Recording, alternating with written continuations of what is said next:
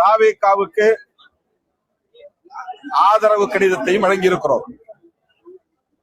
தமிழ்நாட்டில் இந்த அரசியல் நெருக்கடியை பயன்படுத்தி குடியரசுத் தலைவர் ஆட்சி நடைமுறைக்கு வந்துவிடக் கூடாது, அதை தடுக்க வேண்டும் என்கிற அடிப்படையிலும்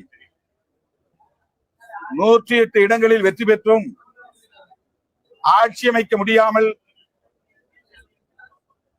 ஒரு சிக்கலில் தாவேகா திணறிக் கொண்டிருக்கிற நிலையில் அவர்கள் ஆட்சி அமைப்பதற்கு விடுதலை சிறுத்தைகள் ஆதரவளிக்க வேண்டும் என்கிற அடிப்படையிலும் இந்த ஆதரவு நிலைப்பாட்டை நாங்கள் எடுத்திருக்கிறோம். அதாவது 2 காரணங்கள்.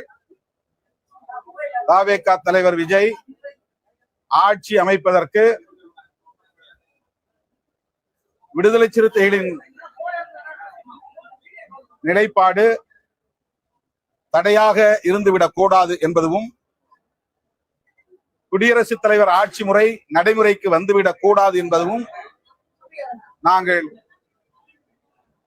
விவாதத்தின் முடிவில் எடுக்கப்பட்ட நிலைப்பாடாகும்.